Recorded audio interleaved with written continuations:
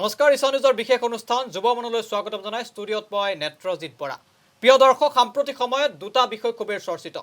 বাঘে গোমাংস খাবনে নাখায়, মিয়া মিউজিয়াম লাগেনে নালাগে। কিন্তু দৰ্শকসকল, আমি পাহৰি গৈছোঁ যে বিগত সময়ছোৱাত লকডাউনৰ সময়ছোৱাত হাজাৰ হাজাৰ অসমীয়া যুৱক যুৱতীয়ে কৰ্মসংস্থাপন হেৰুৱালে। আমি পাহৰি গৈছোঁ যে এইখন অসমত প্ৰতিদিনে এতিয়া নিবনুৱাৰ সংখ্যা বৃদ্ধি পাইছে। তেনেস্থলত মিয়া মিউজিয়ামৰ প্ৰাসংগিকতা বেছি, বাঘে গোমাংস খাব তাৰ প্ৰাসংগিকতা বেছি নে নিবনুৱা সমস্যা সমাধানৰ ওপৰত গুৰুত্ব দিয়াৰ প্ৰয়োজন আছে, সেয়া আপোনালোকে নিজেই বিবেচনা কৰিব। কিন্তু যিটো সময়ত একাংশ যুৱকে হতাশাত ভুগিছে, যিটো সময়ত একাংশ নিবনুৱা যুৱক যুৱতীয়ে কৰ্মসংস্থাপনৰ অভাৱত হতাশাত ভোগা পৰিলক্ষিত হৈছে, তেনে সময়তে কিন্তু একাংশ লোকে এইখন অসমতে নীৰৱে চলাই গৈছে জীৱন সংগ্ৰাম আৰু তেওঁলোকে দাঙি ধৰিছে স্বাৱলম্বিতাৰ অনন্য নিদৰ্শন। আৰু তেনে কেইজনমান বিশেষ ব্যক্তিক আজি আমি ষ্টুডিঅ'লৈ আমন্ত্ৰণ জনাই আনিছোঁ। আমি প্ৰথমতে চিনাকি কৰাই দিব বিচাৰিছোঁ। আমাৰ লগত উপস্থিত আছে নাওবৈচাৰ বাবাতু বৰুৱা। আমি বাবাতু বৰুৱাক এই অনুষ্ঠানলৈ স্বাগতম জনাইছোঁ। আৰু এই বিশেষ ব্যক্তিজন, যি ব্যক্তিজনে শূন্যৰ পৰা আহি গুৱাহাটী মহানগৰীত তেওঁ এতিয়া এটা ক্ষুদ্ৰ আচাৰ উদ্যোগ গঢ়ি তুলিছে, যি আচাৰ উদ্যোগ এতিয়া অসমতে নহয়, বিশ্বৰ বিভিন্ন প্ৰান্তৰ দেশসমূহলৈ এই আচাৰ এতিয়া চাহিদা বৃদ্ধি পাইছে। আমাৰ লগত উপস্থিত আছে ধনমণি বৰা বাইদেউ। আমি বাইদেউক অনুষ্ঠানলৈ স্বাগতম জনাইছোঁ। এগৰাকী বাইদেৱে গুৱাহাটী মহানগৰীত ই ৰিক্সা চলাই এতিয়া জীৱন নিৰ্বাহ কৰি আহিছে। আমাৰ লগত উপস্থিত আছে বিদ্যুৎজ্যোতি কলিতা। আমি বিদ্যুৎজ্যোতি কলিতাকো স্বাগতম জনাইছোঁ। আৰু উচ্চ শিক্ষিত বিদ্যুৎজ্যোতি কলিতাই চাহ পিঠাৰ দোকানেৰে এতিয়া স্বাৱলম্বিতাৰ অনন্য নিদৰ্শন আগবঢ়াইছে। আমি অনুষ্ঠান আৰম্ভ কৰিম তাৰ পূৰ্বে এগৰাকী বাইদেউৰ এটা বিশেষ দৃশ্য আমি এই মুহূৰ্তত দেখুৱাই ল'ব বিচাৰিছোঁ।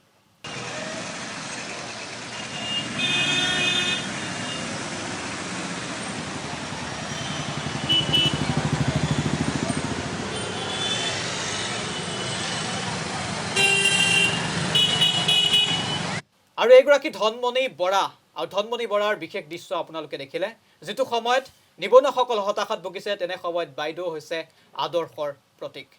সততে আমাৰ মনত প্ৰশ্ন উত্থাপন হয়, কেইবাটাও প্ৰশ্ন আমাৰ মনত উত্থাপন হয় যে স্বাৱলম্বী কেনেকৈ হ'ব পাৰি। স্বাৱলম্বিতাৰে হ'বলৈ হ'লে তেওঁলোকক প্ৰয়োজন হ'ব নেকি বৃহৎ পৰিমাণৰ ধনৰ বা মোটা অংকৰ ধনৰ প্ৰয়োজন হ'ব নেকি? নিবনুৱাসকলৰ মনত উত্থাপন হোৱা 5টা প্ৰশ্ন এই মুহূৰ্তত আমি আগবঢ়াইছোঁ। প্ৰথম প্ৰশ্ন, স্বাৱলম্বী কেনেকৈ হ'ব? সকলোৰে মনত এইটো প্ৰশ্ন উত্থাপন হয়। আৰু দ্বিতীয় প্ৰশ্ন, স্বাৱলম্বী হ'বলৈ মোটা অংকৰ ধনৰ প্ৰয়োজন নেকি? সততে উত্থাপন হোৱা প্ৰশ্ন। শূন্যৰ পৰা লাখপতি কেনেকৈ হ'ব পাৰি? চৰকাৰী চাকৰি অবিহনে জীৱন নচলে নেকি? সকলোৰে মনত সৃষ্টি হোৱা এয়া প্ৰশ্ন। নিবনুৱা বৃদ্ধি পোৱাৰ কাৰণ আমাৰ মানসিকতা নে কৰ্ম সংস্কৃতিৰ অভাৱ? আৰু এইসমূহ প্ৰশ্নৰ উত্তৰ বিচাৰিবৰ বাবে আমি আজি ষ্টুডিঅ'লৈ আমন্ত্ৰণ জনাই আনিছোঁ তিনিগৰাকীকৈ বিশেষ অতিথি। মই প্ৰথমতে বাবাতু বৰুৱাৰ কাষলৈ আহিব বিচাৰিছোঁ। সাম্প্ৰতিক সময়ত খুবেই এটা চৰ্চিত বিষয় যে নিবনুৱাৰ সমস্যা বৃদ্ধি পাইছে, নিবনুৱাৰ সংখ্যা বৃদ্ধি পাইছে। এতিয়া আপোনাৰ পৰা জানিব বিচাৰিছোঁ যে নিবনুৱাৰ সংখ্যা বৃদ্ধি পোৱাৰ মূল কাৰণ কৰ্ম সংস্কৃতিৰ অভাৱ নে আমাৰ মানসিকতা? প্ৰথমতে নমস্কাৰ জনাইছোঁ নেত্ৰজিতৰ লগতে সমূহ ইছান পৰিয়ালক, আৰু মোৰ অঙঠাৰ তৰফৰ পৰা শেহতীয়াকৈ দুৰ্গা পূজাৰ শুভেচ্ছা জনালোঁ। প্ৰশ্নটো খুবেই প্ৰয়োজন বৰ্তমান। মোৰ মতে মই বিশেষকৈ আমি খিলঞ্জীয়াৰ কথা কওঁ, অসমীয়াৰ কথা কওঁ, আৰু মই অসমীয়া কথা কৈয়ে উত্তৰটো দিম। আমাৰ জাতিটোৰ এই মানসিকতাটো চেঞ্জ কৰিব লাগিব। আচলতে কৰ্ম সংস্কৃতিৰ অভাৱ নহয়, জাতিটোৰ মানসিকতাৰ অভাৱ। গতিকে মানসিকতা চেঞ্জ কৰিলে আমি আগুৱাই যাব পাৰিম। কৰ্ম সংস্কৃতি বহুত আছে। বহুতে এটা কথা উল্লেখ কৰে যে চৰকাৰক দোষাৰোপ কৰে, নিবনুৱা সংখ্যা বৃদ্ধি পোৱাৰ কাৰণে চৰকাৰক দোষাৰোপ কৰে। কিন্তু তেনে সময়ত আপোনাক যদি মই এই মুহূৰ্তত সোধোঁ যে বাঘে গো মাংস খালেনে নাই, তাক লৈ যিধৰণে আমি চৰ্চা কৰিছোঁ, মিয়া মিউজিয়াম লাগে নাই তাক লৈ আমি যিধৰণে চৰ্চা কৰিছোঁ, কিন্তু আমি সামাজিক মাধ্যমত যিধৰণে সেইবোৰক লৈ ব্যস্ত আছোঁ, আমি কিন্তু আমাৰ কৰ্ম সংস্কৃতিৰ কথা আমি পাহৰি গৈছোঁ। গতিকে চৰকাৰক আমি দোষাৰোপ কৰাৰ প্ৰয়োজন নে আমি নিজে আপোনাৰ দৰে আগবাঢ়ি অহাৰ প্ৰয়োজন, কি ভাবে? প্ৰথম নিজে আগবাঢ়িব লাগিব। যিটো আমাৰ প্ৰাপ্য তেতিয়া চৰকাৰৰ ওচৰত যাব লাগিব। কাৰণ আপোনাৰ সন্তানটো যেতিয়া জন্ম হ'ব, সেই চিন্তাটো চৰকাৰে নকৰে। নিশ্চয় সেইটো আমি ঘৰৰ মানুহ বা মা দেউতাই চিন্তা কৰিব, সন্তান এজন জন্ম হ'ব।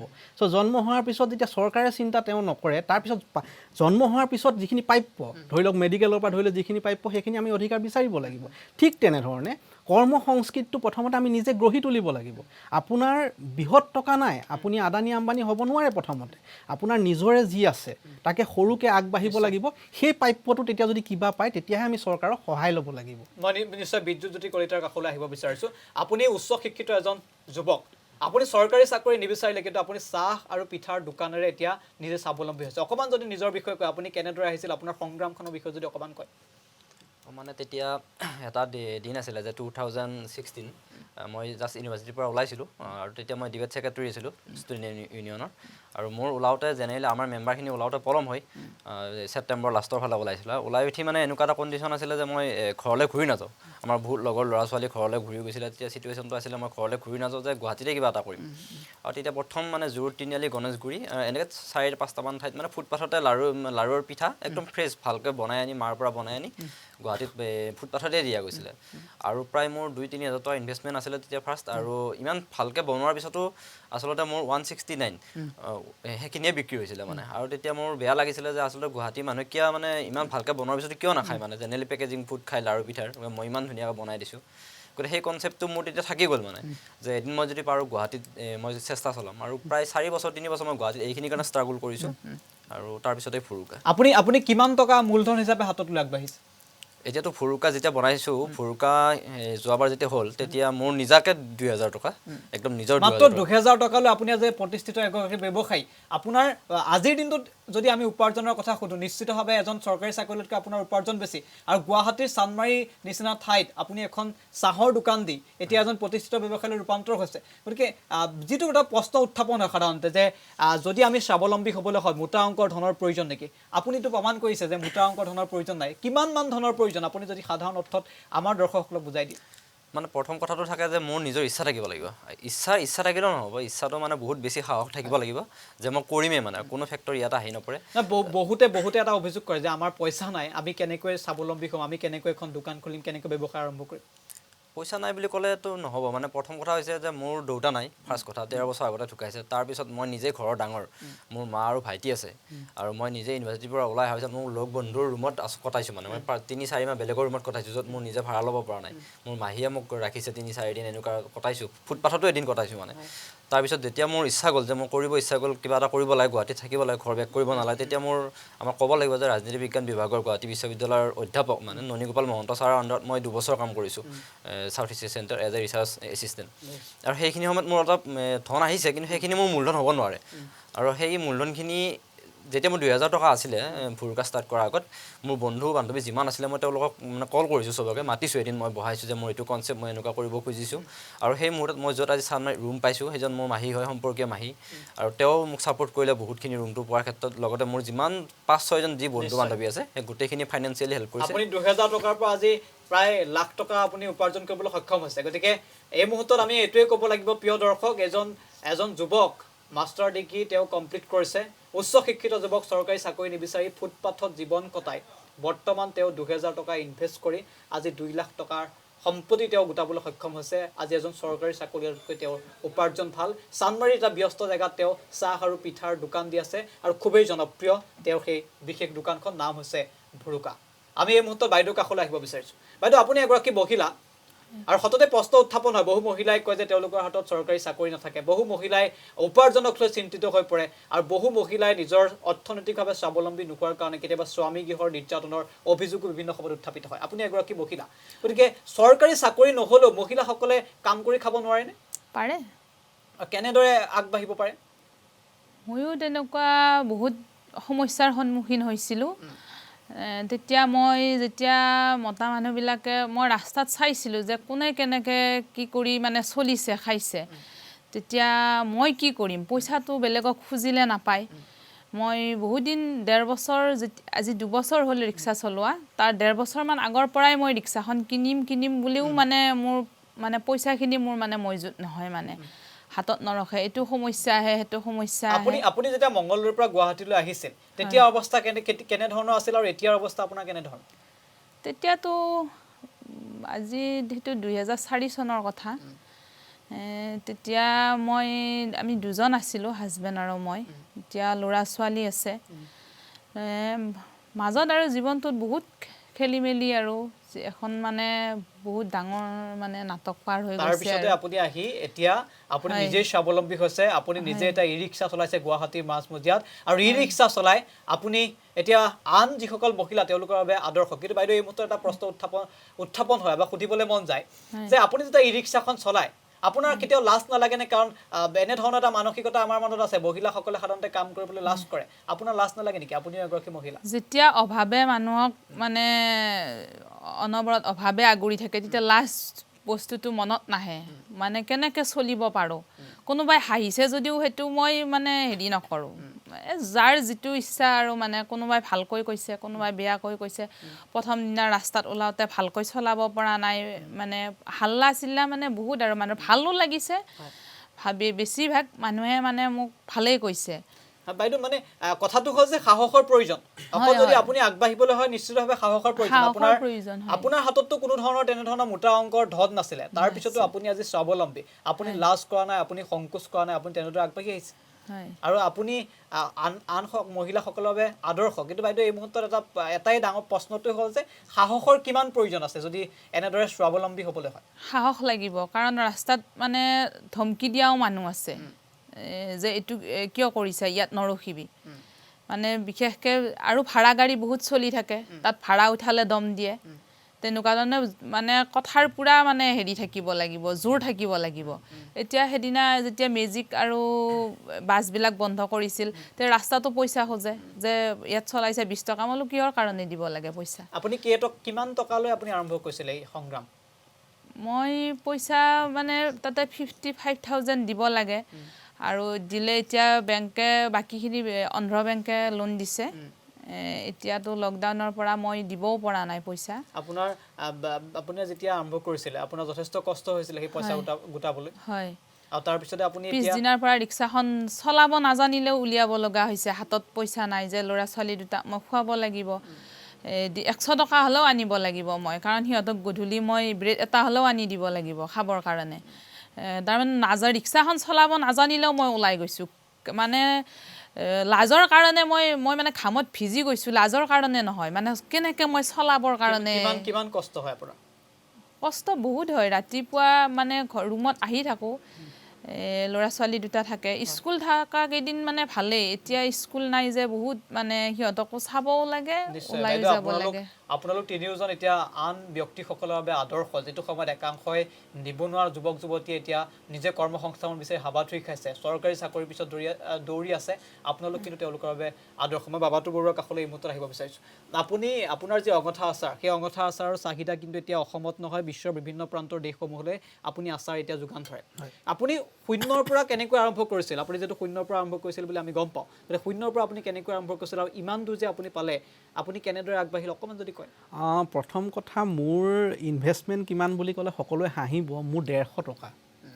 মোৰ 150 টকা ইনভেষ্টমেণ্ট লৈ মই আগবাঢ়িছিলোঁ আৰু কেনেকৈ আগবাঢ়িছিলোঁ মই কওঁ আমি মোৰ পত্নী অসমৰ ৰাইজে চিনি পায় চ' তেখেতক লৈ আমি এটা যাত্ৰা কৰিছিলোঁ এনেই আমাৰ নগাঁও ছাইডে তেতিয়া এজন ভাইটি মই গাড়ীত উঠাই নিছিলোঁ ভাইটিজনক কথা পাতোঁতে ভাইটিজনে মোক ক'লে বাবাতু দা যে ৰাতি আজিকালি মোৰ সময় নাই মই বোলো কিয় যে মই গাহৰি মাংস ভাত দিওঁ 90 টকাকৈ দিওঁ ৰাতি 10জন মানুহক মই ভাত দিব লাগে বোলো কেনেকৈ কৰিছা কামটো নাই দাদা কথা পাতি লৈছোঁ আৰু ভাতটো মই ডেলিভাৰ কৰোঁ মই বোলো এইটোতো ময়ো কৰিব পাৰিম তেনেকুৱাতে পিছদিনা আহি ভাবিলোঁ সি যদি কথা পাতি পেলাই 10জন মানুহক ভাত দি আছে তেতিয়া মোৰ লোহিত বুলি এজন ভাইটি আছিলে মোৰ আমি একেলগে কাম কৰিছিলোঁ তেতিয়া লোহিতক ক'লোঁ যে এটা কাম কৰিব পাৰি নেকি তেতিয়া সি মোক ক'লে যে এইটো দাদা কৰিব পাৰি আমি অলপ বেলেগকৈ কৰোঁ আমি কি কৰিলোঁ মোৰ নিজৰ ফেচবুক একাউণ্ট এটা আছে চ' একাউণ্টটোত আমি এখন মেনু বনালোঁ মেনু বনাই 5 মিনিটত সিদ্ধান্ত কৰিলোঁ নামটো কি দিম নামটো অঙঠা ৰাখিলোঁ অঙঠা ৰাখি পেলাই প্ৰথম আমি গুগলত চাৰ্চ কৰিলোঁ বিভিন্ন জেগাত আছে নেকি চালোঁ চাই পেলাই ফেচবুকত মেনুখন আমি আপলোড কৰি দিলোঁ গাহৰি মাংস ভাত ইমান পায় চিকেন ইমান পায় আমাৰ কোনো ৰেষ্টুৰেণ্টো নাই আমাৰ ঘৰো নাই আমাৰ একো নাই হঠাৎ পিছদিনা ফোন এটা আহিলে ডাউন টাউন হস্পিটেলৰ পৰা আৰু তেখেতে ফোন কৰি ক'লে যে মোক গাহৰি মাংস আধা প্লেট লাগে মই আছোঁ বেলেগ এটা কামত মইতো অবাক এতিয়া কি কৰিম আমাৰতো একো প্ৰিপেৰেশ্যনেই নাই আমি ফেচবুকত দি দিলোঁ কথাখিনি 2019 চনৰ 19 মে'ত চ' দি দিলোঁ দি দিয়াৰ পিছত মই তেতিয়া লোহিতক ক'লোঁ যে টকা 150 আছে লৈ যোৱা তুমি 120 টকাত আধা কেজি গাহৰি আনা ঘৰত বৌ আছে বৌয়ে বনাই পেলাই তুমি ডেলিভাৰটো কৰা ডেলিভাৰটো মই তেতিয়া কৰিলোঁ কৰাৰ পিছত মানুহজনক আমি গামোচা দি সম্বৰ্ধনা জনালোঁ তাৰ পৰা ৰাতিলৈ মোৰ ইমানেই বস্তু লাগে মই ভয়ত ৰাতিটো ফোনটো ছুইচ অফ কৰি থ'লোঁ মই ফোনটো ছুইচ অফ কৰিলোঁ মোৰ লগৰকেইটাক ছুইচ অফ কৰিব দিলোঁ চব ছুইচ অফ তাৰপিছত মোক মেছেজত মানে বহুত বেয়া গালি আপুনি এইবোৰ ধেমালি কৰিছে আপোনাক ভাল মানুহ বুলি জানিছিলোঁ মই চিন্তাত পৰি গ'লোঁ পিছদিনা মই হতাশ হ'লোঁ ৰাতিপুৱা ফোনটো খুলি তাৰপিছত মই ভালকৈ ৱাইফৰ লগত আলোচনা কৰি যিহেতু মই অলপ কমাৰ্চৰ লগত জড়িত আৰু লোহিতৰ আমাৰ এনেকৈ ভাইটি কেইটামানৰ লগত আলোচনা কৰি তাৰ পিছদিনাই আমি ৩,০০০ টকা ভাড়া দি এটা ৰুম লৈ আমি প্ৰথমতে খানা ছাপ্লাই দিয়াটো আৰম্ভ কৰিলোঁ তাৰপিছত আৰম্ভ কৰিলোঁ লাহে লাহে যিহেতু মোৰ পত্নীয়ে আচাৰৰ ট্ৰেইনিং আদি লৈছিলে তো তেওঁৰ দ্বাৰা আমি বেলতলা বজাৰৰ পৰা ৩-৪ কেজিকৈ ভোট জলকীয়া আনি আমি আৰম্ভ কৰিলোঁ তাৰপিছত দেখিলোঁ যে ১০০ বনালে দেখোন দুদিনেই নাতে তাৰ পৰা বাহিৰৰ পৰা ফোনবিলাক আহিবলৈ লয় যে দিব পাৰে নেকি আকৌ মই বুজি নাপাওঁ যে বাহিৰত বস্তুটো কেনেকৈ পঠায় কুৰিয়াৰত পঠাবলৈ যাওঁ কয় যে আমাৰ আচাৰটো যদি ৮০ টকা কুৰিয়াৰৰ দাম হৈছে ২৫০ টকা চ' পঠাবলৈ আমাৰ অকণমান বিপদত পৰিলোঁ এতিয়া বহুকেইজন অভিজ্ঞ ব্যক্তিৰ লগত আমি কথা পাতি আৰু এতিয়া বৰ্তমান আমি য'ত ১০০টা টেমা দি আছিলোঁ এতিয়া পাৰ মান্থ আমি ২০,০০০ পৰা ২৫,০০০ আপুনি ক'লৈ ছাপ্লাই আপোনাৰ ক'লৈকে হয় বৰ্তমান আমি ডুবাই আবুধাবি ভাৰতৰ বাহিৰত ডুবাই আবুধাবি আপুনি ১৫০ টকা এটা ইনভেষ্ট কৰি আজিৰ দিনত যদি আপোনাৰ উপাৰ্জন কিমান বুলি সোধো লাখ খৰচ কৰিছোঁ লাখ টকাৰ ওপৰত উপাৰ্জন মানে এটা কথা যে যিটো অভিযোগ আছে সাধাৰণতে বহুতে অভিযোগ কৰে আমিও চাইছোঁ ছ'চিয়েল মিডিয়াত একাংশই যে আমাৰ হাতত পইচা নাই আমি কেনেকৈ স্বাৱলম্বী হওঁ আমাক চৰকাৰী চাকৰি লাগে অকল চৰকাৰী চাকৰিৰ পাছত দৌৰি থাকে এতিয়া আপুনি এইটো কথা প্ৰমাণ কৰি দিছে যে ১৫০ টকাৰ জৰিয়তে মানুহ লাখপতি হ'ব পাৰি কিন্তু হয় নিশ্চয় আপুনি সেইটো কথাই প্ৰমাণ কৰিব বিচাৰিছে এই মুহূৰ্তত নিশ্চয় আৰু আপুনি এজন মানে স্বয়ং আপুনি সাক্ষী এই মুহূৰ্তত যে ১৫০ টকা ইনভেষ্ট কৰি এজন ব্যক্তি আজি লাখপতি হৈছে আৰু অকল লাখপতি হোৱাটোৱে ডাঙৰ কথা নহয় আপুনি কিমানজন মানুহক এতিয়া সংস্থাপন বৰ্তমান ৪৩জন গৌৰৱে ক'ব পাৰোঁ ৪৩জন খিলঞ্জীয়া অসমীয়া চলি আছে মানে অন্ততঃ ভাতমুঠি ল'ব পাৰিছে আৰু ৬জন মোৰ লগত থাকে গুৱাহাটীত আৰু অসমৰ বিভিন্ন প্ৰান্তত বেংগলোৰ আদি কৰি ৪৩জন চলি আছে প্ৰিয় দৰ্শক যিসকলে এই মনত প্ৰশ্ন উত্থাপন হয় যে চৰকাৰী চাকৰি যদি আমি নাপাওঁ আমাৰ হাতত যদি মোটা অংকৰ ধন নাথাকে আমি স্বাৱলম্বী হ'ব নোৱাৰোঁ সেইসকল ব্যক্তিৰ বাবে বাবাতু বৰুৱা এক উদাহৰণ মাত্ৰ ১৫০ টকাৰ পৰা লাখপতি ৪৩জনকৈ লোকক তেওঁ সংস্থাপন দিছে ডাঙৰ কথা আৰু এইজন ব্যক্তিক আমি সেইকাৰণে ষ্টুডিঅ'লৈ আমন্ত্ৰণ জনাই আনিছোঁ যে নতুন প্ৰজন্মৰ যিসকল যুৱক যুৱতী আছে তেওঁলোকৰ মনত উত্থাপন হোৱা সংশয় আৰু সেই সংশয়ৰ পৰা তেওঁলোকে কেনেদৰে মুক্ত পাব কেনেদৰে পৰিত্ৰাণ পাব এই মুহূৰ্তত আমি পুনৰ বিদ্যুৎজ্যোতি কলিতাৰ কাষলৈ আহিব বিচাৰিছোঁ যদি আপোনাক সোধোঁ যে বজাৰ আৰু পথাৰ দখলৰ অবিহনে আমাৰ নিবনুৱা সমস্যা সমাধান হ'বনে কি ক'ব নাই বজাৰ পথাৰতো আমাক লাগিবই নিবনুৱা সমস্যা সমাধান হ'লে কাৰণ কথাটো হ'ল আমাৰতো বেছি ইণ্ডিয়াত ছাৰ্ভিচ ছেক্টৰ বেছি হয় আৰু অসমতো বেছি হয় যাৰ কাৰণে আমি চাইনাৰ পৰা বস্তু আনিব লগা হয় বা বেলেগৰ পৰা আমি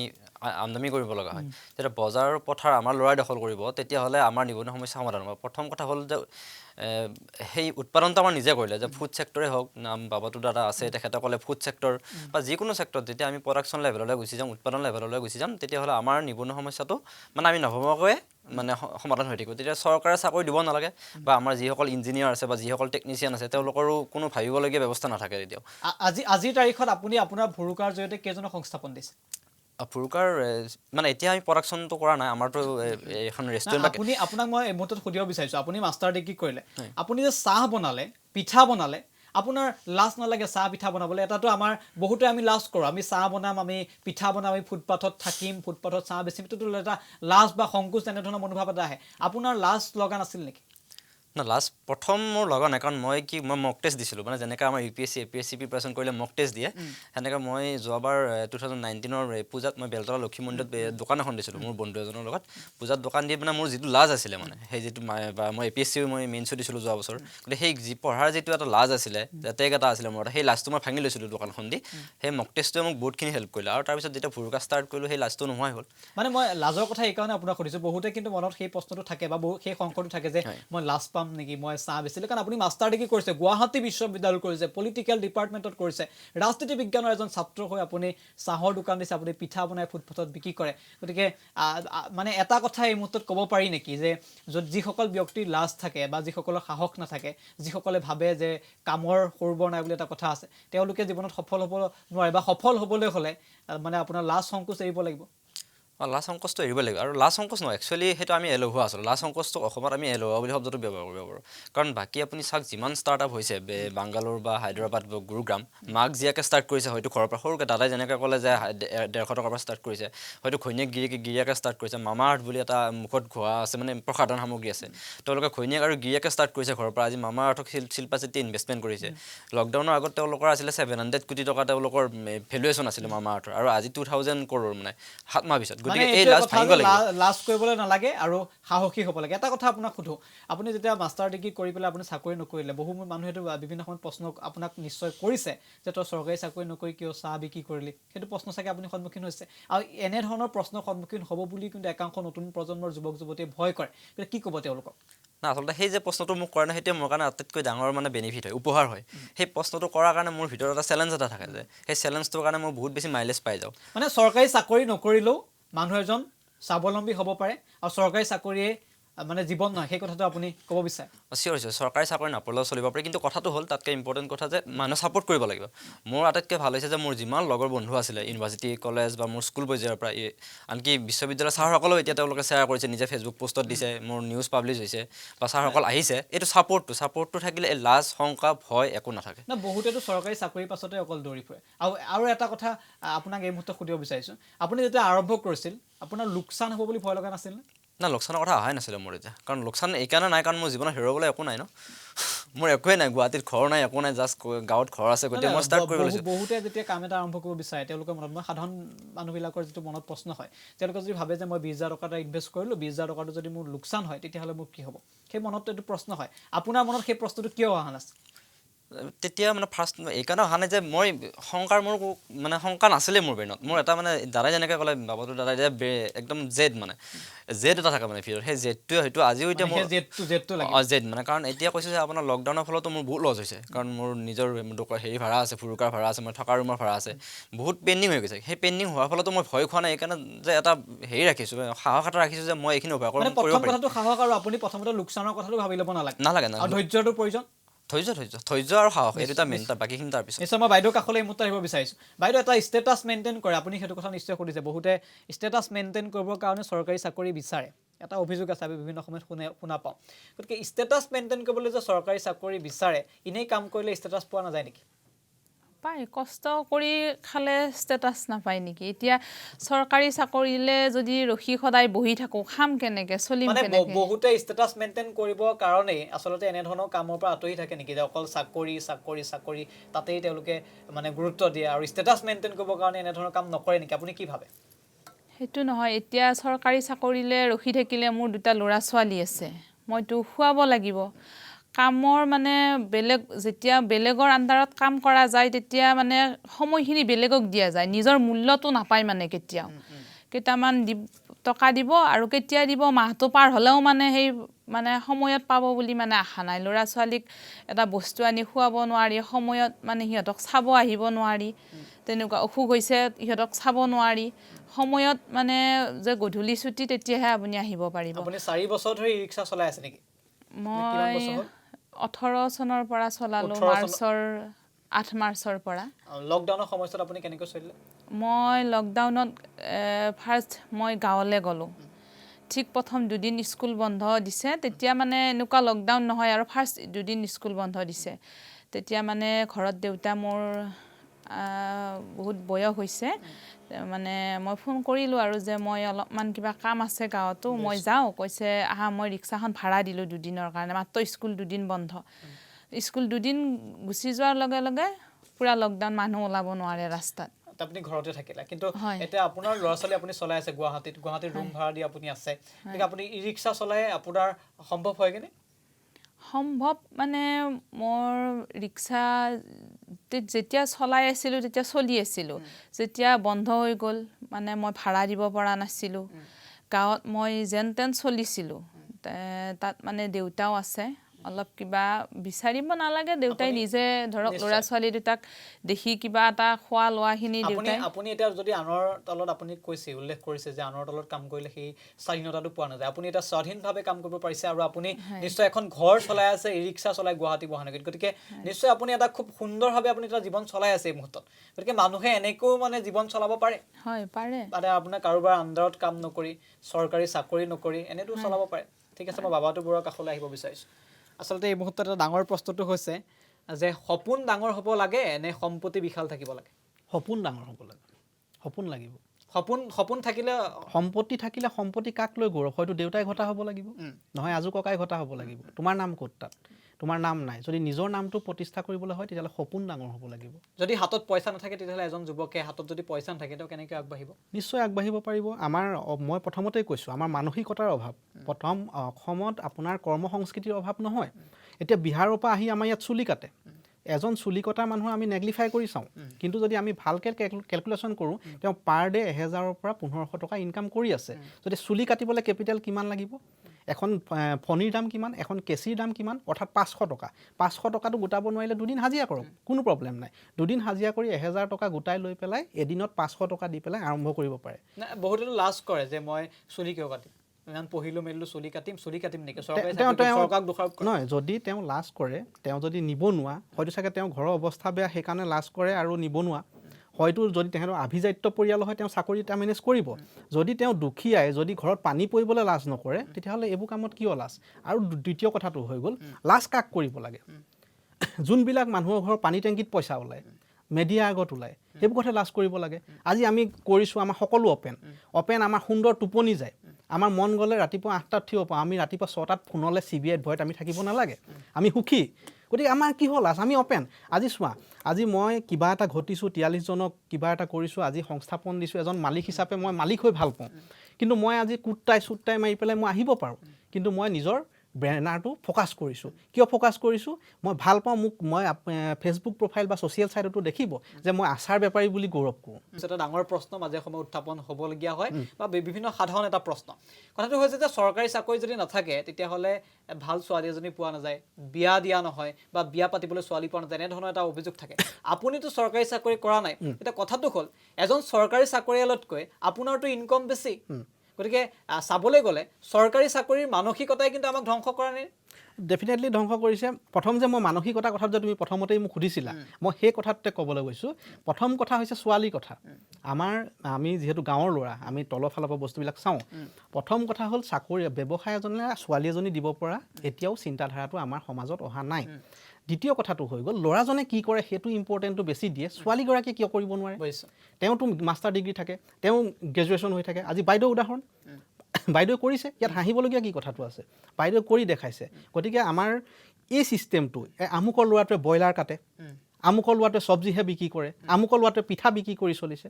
সেইটো হাঁহিবলগীয়া কথা নাই মই বাৰে বাৰে ক'ম সেইটো হাঁহিবলগীয়া কথা নাই তেওঁলোকক সন্মান দিয়ক আৰু স্থানীয় যদি যুৱ সংঘ আছে স্থানীয় যদি আমাৰ ছাত্ৰ সন্থাৰ ধৰে বিভিন্ন জাতীয় সংগঠন আছে তেওঁলোকক কোনোবা এজন 5000 টকা ফাংচনখনলৈ দিলে কাৰণে গামোচা নিপিন্ধাব আপোনাৰ ওচৰত ব্ৰইলাৰ পুহি কেইজন স্বাৱলম্বী হৈছে গাহৰি পুহি কেইজন হৈছে বেছি পইচা খৰচ নহয় মাত্ৰ 5জনকে যদি তেনেকৈ যদি সন্মান দি যাওঁ নহয় আমাৰ ছ'চাইটিখন আৰু এটা প্ৰশ্ন চাওক বিভিন্ন সময়ত দেখা পোৱা যায় যে ব্যক্তিগত খণ্ডত যিসকলে চাকৰি কৰে আমি যদি চাওঁ চৰকাৰী খণ্ডতকৈ ব্যক্তিগত খণ্ডৰ চাকৰি সংখ্যাটো বেছি কিন্তু ব্যক্তিগত খণ্ডত যদি চাকৰি কৰে তেতিয়াহ'লে আমাৰ এতিয়াও এটা ধাৰণা আছে এতিয়াও এটা আমাৰ মানসিকতা আছে যে চৰকাৰী চাকৰি কেৱল চৰকাৰী চাকৰিৰ ওপৰত গুৰুত্ব দিয়া হয় ব্যক্তিগত খণ্ডৰ চাকৰিৰ ওপৰত কিন্তু বিশেষ গুৰুত্ব দিয়া নহয় ব্যক্তিগত খণ্ডতো চাকৰি সংখ্যাটো বেছি চৰকাৰী চাকৰিতকৈ ব্যক্তিগত খণ্ডত চাকৰি কৰি মানুহ এজন স্বাৱলম্বী হ'ব পাৰে মানুহ এজন চলিব নোৱাৰেনে উদাহৰণ বহুত আছে অসমত ব্যক্তিগত খণ্ডত কৰি বহুত উদাহৰণ আছে কিন্তু আমাৰ কোম্পানী বুলি কৈ এটা নেগলিফাই কৰা কথা আছে নহয় আমাৰ অসমীয়া সমাজৰ এটা মানে কি হয় কথাটো আমাৰ মানুহবিলাক ব্যক্তিগত খণ্ড চাকৰিত কিন্তু চৰকাৰী চাকৰিতকৈ দৰমহা বেছি সেইটোৱে কৈছোঁ কোম্পানী বুলি যে এটা বস্তু হাঁহা আমাৰ প্ৰৱণতা এটা আছে যিহেতু মই গাঁৱৰ ল'ৰা সদায় গাঁৱৰ পৰা চাওঁ বস্তুবিলাক কাৰণ আমাৰ আজু ককাহঁত 100 বিঘা 80 বিঘা মাটিৰ মালিক আছিলে কোনোবা এজন বাহিৰৰ মানুহ আহিলে তাৰে 1 বিঘা 2 বিঘাত থাকিবলৈ দিছিলে গতিকে কোনোবাই কাম এটা কৰিছে পেকেট এটা বনাইছে সেইটো কোম্পানী কাম সেইটো কিমান গুৰুত্ব নিদিয়ে কিন্তু আমুকৰ অফিচত কৰে গতিকে সেইজনৰ সন্মানটো বেছি এতিয়া বৰ্তমান এনেকুৱা হ'বগৈ নালাগে যে টেবুলত অলৰেডি পইচা লোৱাকেইজনৰ সন্মান বেছি আৰু ফুটপাথত সততাৰে কাম কৰাবিলাকৰ সন্মানটো কম এইটো বস্তু হ'ব লাগে এইটো চেঞ্জ হ'ব লাগিব মানসিকতা চেঞ্জ হ'ব লাগিব মই বিদ্যুৎজ্যোতি কলিতাৰ কাষলৈ পুনৰ আহিব বিচাৰিছোঁ এই মুহূৰ্তত যে লকডাউনৰ সময়ছোৱাত বহিৰাজ্যত যিসকল অসমীয়া যুৱক যুৱতীয়ে কাম কৰি আছিল তেওঁলোকে বহুতে কৰ্মসংস্থাপন হৈছে হাজাৰৰ ঘৰত কিন্তু কৰ্মসংস্থাপন হেৰুৱাইছে গতিকে এটা কথা আপুনি 2000 টকা তেওঁ 150 টকালৈ এতিয়া লাখ টকা উপাৰ্জন কৰিবলৈ সক্ষম হৈছে 150 টকা আৰু আপুনি 2000 টকা আপোনালোক উদাহৰণ কিন্তু সেইসকল যুৱক যুৱতীয়ে যে বহিৰাজ্যলৈ দৌৰ মাৰিছে চাকৰিৰ কাৰণে তেওঁলোকে কৰ্মসংস্থাপন হেৰুৱাইছে এতিয়া ঘৰত আহি তেওঁলোক চিন্তাত পৰিছে যে তেওঁলোকে কেনেদৰে চলিব গতিকে তেওঁলোকে চলিবৰ কাৰণে কেনেদৰে তেওঁলোকে চলিব বা তেওঁলোকে বহিৰাজ্যলৈ নোযোৱাকৈ কিন্তু অসমত কাম কৰিব নোৱাৰে নে বা অসমত তেনেকুৱা ধৰণৰ ব্যৱস্থা নাই নেকি বা অসমত তেনে ধৰণৰ স্কোপ নাই নেকি যে যদি তেওঁলোকে অসমত মানে চলিব পৰা ব্যৱস্থা নাই নেকি অসমত কি ভাবে আছে তেওঁলোকে প্ৰথম কথা যিসকল বাহিৰত গৈছে এনেকুৱা নহয় যে তেওঁলোক একেবাৰে শিক্ষা নাই তেওঁলোকৰ শিক্ষাও আছে বহুত ভাল ভাল ল'ৰা ছোৱালী গুচি গৈছে আৰু এনেকুৱা নহয় যে তেওঁলোকৰ ঘৰ একদম দুখীয়াও নহয় কিছুমানে কাৰোবাৰ লগত এনেই গুচি যায় তাতে থাকি যায় ভাল জব এটা পাই থাকি দিয়ে কিন্তু প্ৰথম কথা হ'ল তেওঁলোকে যেতিয়া মানে অসমত থাকিব বা লকডাউনৰ এই পৰ্যায়ত এনেকুৱা এটা হৈছে তেওঁলোকে ষ্টাডি কৰি লোৱাটো উচিত মানে জেনেৰেলি জিকাৰ গাছ এডাল বা ফুলৰ গাছ এডাল ৰুই দিছে ডিউটি ফেচবুকত ফটো দিলেই নহয় যে মই এজন কৃষক মানে সেইটো নহয় সেইটো বেছি দিন নচলিব খুব বেছি এসপ্তাহ চলিব যেতিয়ালৈ জিকাৰ গাছডাল শুকাই নাযায় মানে তাৰ আগতে তেওঁলোকে এটা মানে ভালকৈ অধ্যয়ন কৰি লওক বিষয়বোৰ কাৰণ আজিকালিতো গাঁৱত চবৰে মাটি আছে সেই মাটিবোৰ আগতে কি আছিলে 6 মাহ খেতি কৰিছিলে বাকী 6 মাহ পৰি আছিলে মানুহে একো নকৰে লাগিলে কেৰম খেলিব কিন্তু এতিয়াতো সেই কালচাৰটো গ'ল এতিয়া লাগিলে এনেকুৱা কৰিব যে গাহৰি পুহিব বা আমাৰ ইণ্টিগ্ৰেটেড এগ্ৰিকালচাৰ কনচেপ্ট আহিছে আৰু এনেকুৱা নহয় যে অফিচবিলাকে সহায় কৰা নাই অফিচবিলাকে সহায় কৰিছে চৰকাৰেও কিন্তু লোন বিভিন্ন সময়ত দি আহিছে দিছে চৰকাৰে দিছে মোৰ লগৰ ল'ৰা ষ্টাৰ্ট কৰিছে আজি প্ৰায় 15 দিন আগতে ইনগ্ৰেশ্যন হৈ গৈছে নলবাৰীত ইণ্টিগ্ৰেটেড ফাৰ্মিং কৰিছে গতিকে এই ল'ৰাবোৰে বা ছোৱালীবোৰে যদি এই কনচেপ্টবোৰ অধ্যয়ন কৰি লয় অকল এগ্ৰিকালচাৰ সেক্টৰ বুলি নহয় তেওঁলোকে চেণ্ডেলৰ ইণ্ডাষ্ট্ৰি বনাব পাৰে মানে তেওঁলোকে এটা যিসকলে ঘৰত বহি চিন্তাত পৰিছে যে আমি কি হ'ব আমাৰ চাকৰি আমি হেৰুৱালো গতিকে তেওঁলোকে ঘৰতে থাকি কিন্তু তেনেদৰে কাম কৰিব পাৰে সেইটো পাৰে তেওঁলোকে পাৰে আৰু যিবিলাক আছে মানে খুব কম দামী মেচিন মানে আপোনাৰ 30ৰ পৰা 50,000 টকাৰ ভিতৰত আপোনাৰ চেণ্ডেল মেচিন আচাৰ বনোৱা মেচিন বা আপোনাৰ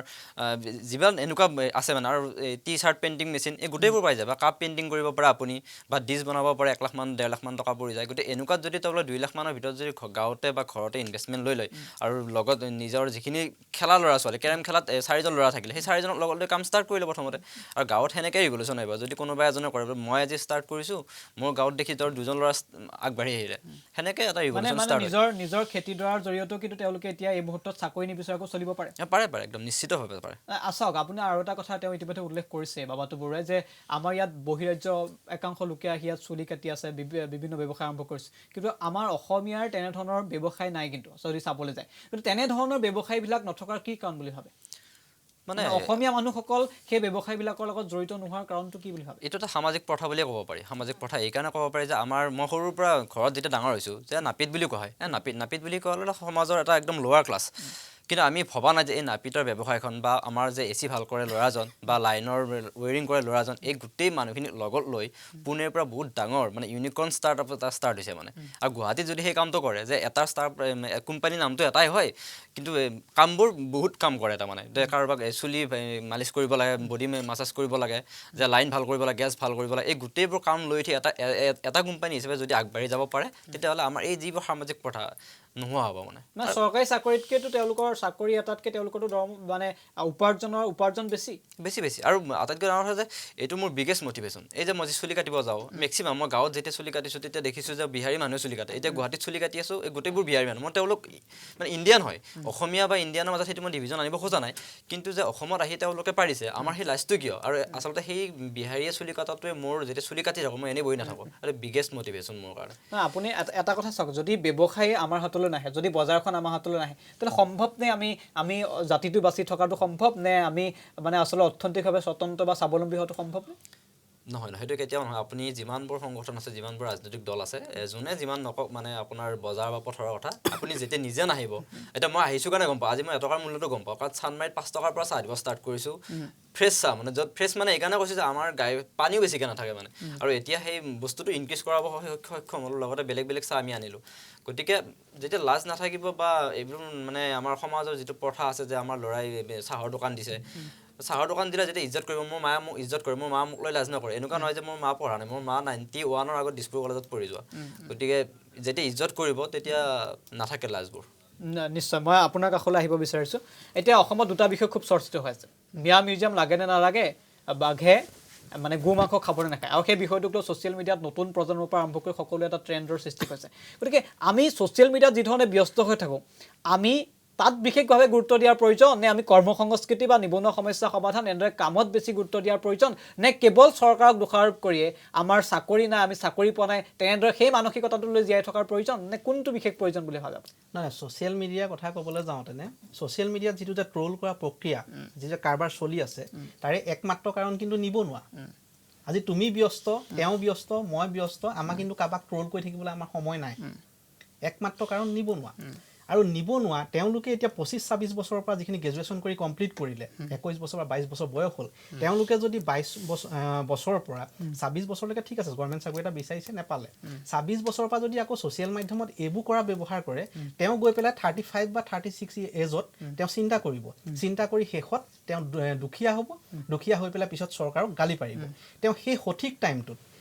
চৰকাৰী চাকৰিও বিচাৰক ঠিক আছে 100 জনৰ ভিতৰত 3 জনে পাব তাৰ ওপৰঞ্চি তেওঁ নিজৰ যিটো কৰিবলগীয়া মই কৈছোঁ নহয় উদাহৰণ ঢেৰ আছে কিন্তু আৰু এটা মই কথা এটা মাজতে টাচ কৰি যাওঁ আমাৰ এটা অসমীয়া মানুহৰ স্বভাৱ আছে আমুকে পিচিঅ খুলিলে নহয় সকলোৱে পিচিঅ খুলি দিলে বুজি পাইছা আমুকে এটা বিজনেছ কৰিলে নহয় সকলোৱে ব্ৰইলাৰ ফাৰ্মেই খুলি দিলে ব্ৰইলাৰ খুলিলে বস্তুটো এনেকুৱা হ'ব লাগে এজনে ব্ৰইলাৰ পোহক মই এক্সাম্পল দিছোঁ এজনে ব্ৰইলাৰ পোহক এজনে মাৰ্কেটিং কৰক আৰু এজনে কাটক বস্তুটো তেনেকুৱা প্লেন ৱাইজত কাম কৰিব লাগিব একেটা কামকে সকলোখিনিয়ে ধৰিবলৈ দৰকাৰ নাই গতিকে মোৰ বস্তুটো তেনেকুৱা আৰু যে তুমি যিটো কথা ক'লা মিয়া মিউজিয়াম বা বিভিন্ন সেইবিলাকতে ব্যস্ত হৈ থকাটো প্ৰয়োজন নে এইটোৰ ওপৰত গুৰুত্ব দিয়াটো বিশেষ প্ৰয়োজন এইটো মই প্ৰয়োজন আছে বুলি নাভাবোঁ ৰাজনৈতিকভাৱে তেওঁলোকে চলাই আছে মই সেইটো টাচো নকৰোঁ নহয় নহয় আমি নতুন প্ৰজন্মৰখিনি কথাটোৱে মই উল্লেখ কৰিছোঁ তেওঁ কামৰ কৰ্ম সংস্কৃতিৰ ওপৰত গুৰুত্ব দিয়ক কামটো মেইন প্ৰথম কথা হ'ল ভাষা ভেটি জাতি এইখিনি থকা আগত প্ৰথম থাকিব লাগিব তোমাৰ কৰ্ম সংস্কৃতি কাৰণ পেটটো চলিব লাগিব ন তাৰপিছতহে তুমি ভাষাটো ক'বা চাওক এতিয়া পিঁয়াজৰ দাম যিধৰণে বাঢ়িছে আলুৰ দাম যিধৰণে বাঢ়িছে গুৱাহাটী মহানগৰীত চলাটো খুব কঠিন এই মুহূৰ্তত গতিকে কোনেও কাম নকৰাকৈ এটা চাকৰিৰ পাছত দৌৰি থাকে এটা ভৱিষ্যতটো জীৱনৰ বাবে আমি কিন্তু বিপদত নপৰিম নে কেতিয়াবা ডেফিনেটলি বিপদত পৰি আজি পিঁয়াজ আলুৰ কথা যে ক'লা পিঁয়াজ আলুৰ কথা কিয় বাঢ়িবলৈ আজি আটাইতকৈ বেছি মাটি থকা মানুহ আমি অসমীয়া মানুহ আমি কৰিব পাৰোঁ ন আমি কৰিব পাৰোঁ কিন্তু বাহিৰৰ পৰা আনিব লাগে আমাৰ কণী বাহিৰৰ পৰা আনিব লাগে আলু বাহিৰৰ পৰা আনিব লাগে কিয় হয় এই বস্তুবিলাকৰ দাম বাঢ়িছে ঠিক আছে দাম বাঢ়ি গৈছে কিন্তু সেই দামটো আমি ঘৰত খাব লাগিব খাবৰ কাৰণে আমি এক্সট্ৰা ইনকাম কিবা এটা কৰিব লাগিব এটা বস্তু লক্ষ্য কৰিলানে আমাৰ যে বেংগলোৰ হায়দৰাবাদত থকা ল'ৰাখিনি উভতি যে আহিলে কিন্তু ইয়াত থকা কেইজন উভতি গ'ল ইয়াত থকা বহিৰাগত মই এইটো বিভাজন আনিব বিচৰা নাই কিন্তু কেইজন উভতি গ'ল আমিতো উভতি যোৱা নেদেখিলোঁ কিন্তু আমাৰ ল'ৰা উভতি আহিলে অৰ্থাৎ তেওঁলোক উভতি আহিলে আমি স্বাগতম জনাইছোঁ কিন্তু তেওঁলোকক এতিয়া কৰ্ম সংস্কৃতিৰ পথটো দিব লাগিব কিন্তু আৰু এটা কথা থাকে এই একেদিনাই টকা 10,000 ইনকাম কৰিম একেদিনাই 5,000 টকা পাম এই মানসিকতাটো এৰিব লাগিব কিন্তু মানে অকণমান ধৈৰ্য লাগিব একাগ্ৰতা লাগিব আৰু নেগেটিভ মাইণ্ড মানুহবিলাকৰ লগত কথা পাতিব দৰকাৰ নাই কোনোবাই যদি কৈছে এইটো তুমি পাৰিবা তাত লাগি যোৱা লাগিলে 10 দিনত তোমাৰ 1,000 টকা আহিব মই বাইদেউ কাষলৈ আহিব বিচাৰিছোঁ বাইদেউ চাওক সংখ্যাটো মানুহৰ জনসংখ্যা ইমানেই বৃদ্ধি পাইছে এতিয়া যদি আমি গাঁৱৰ ফালে চাবলৈ যাওঁ বিভিন্ন প্ৰান্তত যদি জেচিপি এখনে মাটি খান্দে তেতিয়াহ'লে তাত চাবলৈ 10জন মানুহ গোট খায় একে সময়তে যদি কোনোবাই ঘৰত যদি কাঠে গছ এজোপা কাটে কাঠ ফলা মেচিনটোৰ জৰিয়তে তাতো কিন্তু 10জন মানুহ গোট খায় গতিকে সেই মানুহবোৰে সেই বিষয়বিলাকৰ ওপৰত গুৰুত্ব দিয়াৰ প্ৰয়োজন নে মানে আপোনাৰ দৰে কোনোবা মানুহে সাহসেৰে লাজ সংকোচ নকৰাকৈ স্বাৱলম্বী হোৱাৰ বাবে আগবাঢ়ি অহাটো প্ৰয়োজন কি বুলি ভাবে বাইদেউ আগবাঢ়ি অহাটো প্ৰয়োজন তেওঁলোকে বেলেগে মেচিন চলোৱাটো চালে কি হ'ব তেওঁলোকে নিজে চলাব চাব লাগিব মেচিনটো নিজে কাম কৰিব চাব লাগিব মানে গুৱাহাটী মহানগৰীটো চলাটো ইমান সহজ কথা নহয় বাইদেউ সহজ কথা নহয় পিঁয়াজ আলুৰ যি দাম একে সময়তে আপোনাৰ ৰুম ভাড়া দি চলিব লাগে গতিকে আপুনি মানে অকল মানে চাকৰি এটা বিচাৰিবা আমি লাজ সংকোচ কৰি আমি কাম নকৰি বহি থকাতকৈ মানে যিকোনো কাম মানুহে যদি কৰে মানুহ এজন সফল নিশ্চয় হ'ব পাৰিব বাইদেউ সফল কাম কৰিলে মানুহ সফল হ'ব মানুহে কষ্ট কৰিবই লাগিব কষ্ট নকৰিলে মানুহে কেতিয়াও জীৱনত সফল হ'ব নোৱাৰে শুই বহি থাকিলেতো আমিতো আমাৰ কি পাম আমি মই কেতিয়াবা অলপ দেৰি শুই থাকিলে মই ভাবোঁ কি হ'ব শুই থাকিলে খাইছোঁ নাখাইছোঁ সেইটো ভাব নাই মই ওলাই যাবই লাগিব কাৰণ মই বাচ্চাকেইটাক খুৱাব লাগিব শুই থকাৰ সময় নাই আমি কাম কৰিব লাগিব শুই থাকিলে আমি আমাৰ সময়ততো আমাৰ নিজে নাহিব মই বিদ্যুৎজ্যোতি কলিতাৰ কাষলৈ আহিব বিচাৰিছোঁ মানে মানুহ এজন যদি সফল হ'বলৈ হয় তেতিয়াহ'লে ধৈৰ্য ধৰাৰ প্ৰয়োজন আছে আৰু কিমান সময় ধৈৰ্য ধৰাৰ প্ৰয়োজন আছে যদি কিবা কাৰণে মানুহ এজনৰ লোকচান হয় তেতিয়া হতাশ হোৱাৰ প্ৰয়োজন আছেনে হতাশ হোৱাৰ প্ৰয়োজন নাই মই যেতিয়া মোৰ ফুৰুকাৰ অপেনিং দিনটোৱে আছিল এই কেবৰ আন্দোলনৰ যিদিনা গুৱাহাটী জুই জ্বলিছিল বা ইণ্টাৰনেট বন্ধ হৈছিল সেইদিনা মোৰ ফুৰুকা আৰম্ভ হৈছিলে আৰু তাৰপিছত এসপ্তাহ ফুৰুকা বন্ধ হ'ল আৰু যদিও ফুৰুকা ষ্টাৰ্ট হ'ল তাৰপিছত আকৌ মাঘ বিহু বা ডিচেম্বৰ থাকিলে ডিচেম্বৰ লাষ্টৰ সময়টো একদম খুব বেয়া হয় গতিকে আৰু মোৰ প্ৰথম সেয়া বিজনেছ গতিকে মই নাজানো কেনেকৈ ফুৰুকা চলিব সেই সময়ৰ কথাখিনি গতিকে এনেকৈ আহি ঠিক ফেব্ৰুৱাৰী মাহত অকণমান আপ হৈছিলে কিন্তু মাৰ্চত আকৌ লকডাউনৰ ফলত মই আকৌ বহি গ'লোঁ মানে গতিকে মই ঠিক মূৰটো দাঙিবই পৰা নাই মানুহে সঁহাৰি দিছিলে সেই ফাৰ্ষ্ট 2 মাহ বা এমাহত মই মূৰটো দাঙিবই পৰা নাই আকৌ লকডাউন হৈ গ'ল 70 দিন পিছত মই ফুৰুকা খুলিলোঁ সেই ফুৰুকা 70 দিন পিছত প্ৰায় 2 মাহ 150 টকা আৰু 300 টকাৰে মাহ মই চলাইছোঁ ফুৰুকা আপুনি হতাশ হোৱা নাছিল 300 টকা যিদিনা হয় মানে আপুনি আশাবাদী 300 দিনা যিদিনা 300 টকা আহে ফুৰুকাত লকডাউনৰ পিছত তেতিয়াতো মা মই কওঁ আজি চিকেন খাম মানে 150 টকা ঠাইত যে আমি 150 টকা প্লাছ হ'ল গতিকে সেইদিনা চিকেন খাম তাৰমানে এনেকুৱা এটা মানে মটিভেশ্যন আৰু আচলতে সেইটোৱে হ'লগৈ ইমান বেছি মটিভেট কৰি থকা যায় নিজকে বা পজিটিভ মাইণ্ডটোৱে ৰাখিছোঁ যে হতাশাৰ কথাটো নাহে বা লোকচানৰ কথা নাহে লোকচানটো এইবিলাকতো মোৰ লোকচানেই হয় বিজনেছত এইবিলাক লোকচানেই হয় কিন্তু আজিলৈ মোৰ মুখত লোকচান শব্দটো আহাই নাই দেখাই নাই মই লোকচান মানে ধৈৰ্য ধৰাৰ প্ৰয়োজন আছে হতাশ হ'বলগীয়া কোনো ধৰণৰ প্ৰয়োজন নাই ধৈৰ্যই মেইন নিশ্চয় আমাৰ সময় শেষ হৈ আহিছে আমি শেষ কৰিব লাগিব পুনৰ বাবাটো বৰুৱাৰ কাষলৈ আহিছোঁ শেষত আপুনি কি ক'ব আমাৰ যিটো বিষয় আছিলে আমাৰ বিষয়টো আছিলে আপোনালোকক আমি আগবঢ়াই এইকাৰণে আনিছিলোঁ সাধাৰণতে একাংশ যুৱক যুৱতী এটা হতাশাত ভুগিছে আৰু তেওঁলোকৰ বাবে আপোনালোক আদৰ্শ গতিকে আপোনালোক একো আদৰ্শ 150 টকাৰ পৰা আৰম্ভ কৰি আপুনি লাখ টকাৰ আজি বিজনেছ আৰম্ভ কৰিছে বা লাখ টকাৰ আজি ব্যৱসায় গতিকে শেষত কি ক'ব শেষত এটাই ক'ম কৰ্ম সংস্কৃতিত গুৰুত্ব দিয়ক আমি কাম কৰিব লাগিব ভাল কৰ্ম সংস্কৃতিত গুৰুত্ব দিয়া মানুহৰ লগত কথা পাতক তেনেকুৱা মানুহৰ যিখিনি পজিটিভ মানুহ তেওঁলোকৰ দ্বাৰা আগবাঢ়ি আপুনি আহক আৰু ময়ো অপেনকৈ কৈছোঁ যে ময়ো যদি কোনোবা তেনেকুৱা মানুহ আছে এই প্ৰগ্ৰেমটো চাই যদি কোনোবা কৰিব বিচাৰে মোৰ লগত যোগাযোগ কৰিলেও মই সহায় কৰিম আৰু তেনেকৈ সকলোখিনি আগবাঢ়ি আহক আৰু আমি খিলঞ্জীয়া এক হৈ কাম কৰিব লাগিব আৰু তেতিয়াহে অসমখনৰ উন্নতি হ'ব বুলি মই ভাবোঁ বাইদেউ কাষলৈ আহিছোঁ বাইদেউ শেষত কি ক'ব হয় শেষত এইটোকে ক'ব আপুনি মহিলাসকলক উদ্দেশ্যি কি ক'ব যিসকল মহিলা এতিয়া হতাশাত ভুগে চিন্তাত পৰে তেওঁলোকক উদ্দেশ্যি আপুনি কি ক'ব হতাশাত ভুগিব লগা নাই আমি কাম কৰিব লাগিব ওলাই আহিব লাগিব ঘৰত বহি থাকিলে আমি একো বিচাৰি নাপাওঁ আমি বাহিৰত ওলাই আহিব লাগিব বাহিৰৰ মানুহখিনিৰ লগত আমি জড়িত হ'ব লাগিব এতিয়া ধৰক এনেকৈ আগবাঢ়ি আহক আমাকো যদি এনেকৈ আপুনি যদি আগবাঢ়ি আহিব পাৰিছে আন 10 গৰাকী মহিলাও নিশ্চয় আগবাঢ়ি আহিব পাৰিব আৰু মহিলাসকলো যদি আগবাঢ়ি আহে পুৰুষৰ সমানে সমানে মহিলাসকলে কিন্তু স্বাৱলম্বী হ'ব পাৰিব মই বিদ্যুৎ যদি কলিতাৰ কাষলৈ আহিব বিচাৰিছোঁ এটা কথা সুধিব বিচাৰিছোঁ আপোনাক আমি যদি মাছৰ এটা পুখুৰী খান্দো কোনোবাই যদি ক'ৰবাত হাঁহ পুহো তেনেধৰণৰ মানুহ স্বাৱলম্বী হ'ব পাৰে নিশ্চয় গতিকে আপুনি কি ক'ব নতুন প্ৰজন্মৰ এজন যুৱক আপুনি মাষ্টাৰ ডিগ্ৰী কৰিলে চৰকাৰী চাকৰিৰ পাছত আপুনি নদৌৰিলে আপুনি চৰকাৰক দোষাৰোপ নকৰি নিজাববীয়াকৈ নীৰৱ প্ৰচেষ্টাৰে আপুনি কাম কৰি গৈছে আপুনি নতুন প্ৰজন্মৰ মানুহখিনিক কি ক'ব তেওঁলোক আগবাঢ়ি আহক সেইটোৱে কথা আৰু আগবাঢ়ি আহোঁতে ঘৰে ছাপোৰ্ট কৰিব লাগিব ঘৰে এনেকুৱা নহয় যে তেওঁলোক সৰু জন্মৰ পিছৰ পৰা যে এইটোৱে যে চাকৰি কৰক সেইটো নহয় চাকৰি মনোবৃত্তিটো অকণমান লাগিলে চাকৰি কৰক কিন্তু বিজনেছটো যেনেকৈ বাহিৰৰ গুজৰাট বা এইবিলাকত বিজনেছটোৱে মেইন বেংগলোৰ গতিকে আমাৰ ইয়াতো ব্যৱসায় কৰক সৰু ঘৰত বেছি বেলেগ একো কৰিব নালাগে যে মোৰ ঘৰৰ কাষতে নৰসিংহ আছে নৰসিংহক মানে পেকেটিং কৰক পেকেটিং কৰি নতুন ধাৰণাৰ পেকেটিং কৰক এতিয়া আমাৰ পেকেটবিলাক কি হয় জাষ্ট পিপিটো লগাই থাকে পলিথিন এটা লগাই দিয়ে সেইটো পলিথিনটো বেলেগ এটা পেকেটিং কৰক কৰি USA পঠাই দিয়ক বাহিৰৰ ফৰেন কাণ্ট্ৰিলৈ পঠাই দিয়ক গতিকে ইনোভেশ্যন মানে মেইন কথাটো হৈছে বিজনেছ এতিয়া বিজনেছ পলিচিটো চেঞ্জ হৈছে আগতে বিজনেছ আছিলে কি আছে গ্ৰচাৰী দোকান হয় বা হোটেল হয় এনেকুৱা আছিলে এতিয়া বিজনেছটো তেনেকুৱা নহয় এতিয়া কনচেপ্ট বেছ থিম বেছ মানে থিম বেছ বিজনেছ কৰিলে আপুনি জীৱনত হাৰিব নালাগে যদি আপোনাৰ সাহস আৰু ফেমিলি ছাপোৰ্ট লাগিব কিন্তু ফেমিলি ছাপোৰ্ট আৰু ব্ৰেইনত তীব্ৰ মানে সাহস আৰু জেদৰ প্ৰয়োজন একদম জেদ নিশ্চয় আমি ধন্যবাদ জনাইছোঁ আমাৰ লগত আছে বাবাটো বৰুৱা আমি যি অনুষ্ঠানত অংশগ্ৰহণ কৰিলে তেওঁ আমি জনাইছোঁ 150 টকাৰ পৰা গৈ তেওঁ আজি লাখ টকাৰ ব্যৱসায় কৰিছে নাওবৈচাৰ পৰা আহি শূন্যৰ পৰা আৰম্ভ কৰিছে এইজন বিশেষ ব্যক্তিয়ে আৰু তেওঁ এতিয়া আন নতুন যুৱক যুৱতীসকলৰ বাবে তেওঁ একোজন আদৰ্শ তেওঁ নিজেও 43জনকৈ লোকক এই মুহূৰ্তত সংস্থাপন দিবলৈ সক্ষম হৈছে 150 টকাৰ পৰা ব্যৱসায় আৰম্ভ কৰি এয়া সঁচাকৈ অবিশ্বাস্য আৰু ভাবিবলৈ যদিও কঠিন এয়া বাস্তৱ আৰু আমাৰ মাজত উপস্থিত আছে বাবাটো বৰুৱা তেওঁক আমি ধন্যবাদ জনাইছোঁ আজি অনুষ্ঠানলৈ অহাৰ বাবে আমাৰ লগত দীপামণি বৰা বাইদেউ এগৰাকী বাইদেৱে গুৱাহাটীত তেওঁ ই ৰিক্সা চলাই জীৱন নিৰ্বাহ কৰি আছে যিটো সময়ত একাংশ মহিলাই চিন্তা কৰিছে যে কেনেকৈ আমি সংস্থাপন পাম কেনেকৈ আমি আমাৰ হতাশাত ভুগে যে কেনেকৈ আমি চলিম তেনেস্থলত কিন্তু দীপামণি বৰা এগৰাকী বাইদেউ কিন্তু সকলোৰে বাবে আদৰ্শ সেইসকল মহিলাৰ বাবে আদৰ্শ যিসকল মহিলা এতিয়া চিন্তাত পৰে উপাৰ্জনক লৈ আমাৰ লগত আছে বিদ্যুৎজ্যোতি কলিতা তেওঁক আমি ধন্যবাদ জনাইছোঁ অনুষ্ঠানলৈ অহাৰ বাবে আৰু এইজন বিদ্যুৎজ্যোতি কলিতা গুৱাহাটী মহানগৰীৰ চানমাৰীত ভুৰুকা নামৰ এখন চাহৰ দোকান আৰম্ভ কৰি নিজে ফুটপাথত চাহ আৰু পিঠা বিক্ৰী কৰে এই যুৱকজনে তেওঁ ইতিমধ্যে গুৱাহাটী বিশ্ববিদ্যালয়ৰ পৰা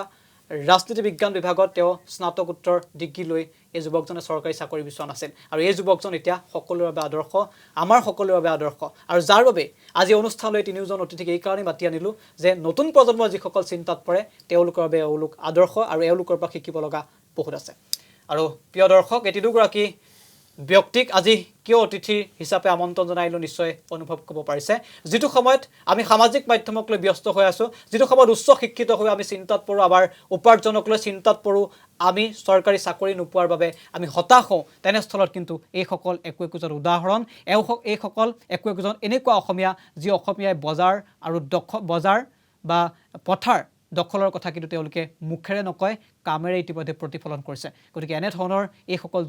ব্যৱসায়ীৰ পৰা নিশ্চিতভাৱে আমি শিকিব লগা আছে আৰু তেওঁলোকক লৈ যদি আমি আগবাঢ়োঁ তেওঁলোকৰ যিসমূহ কাম কৰ্মৰাজিক লৈ যদি আমি আগবাঢ়োঁ নিশ্চয় চৰকাৰী চাকৰি অবিহনেও কিন্তু সফল হ'ব পাৰি চৰকাৰী চাকৰি অবিহনেও কিন্তু বজাৰ পথাৰ দখল কৰি একোজন ব্যক্তি কিন্তু শূন্যৰ পৰা লাখ টকা তেওঁলোকে ব্যৱসায় কৰিব পাৰে আৰু এয়া তেওঁলোকৰ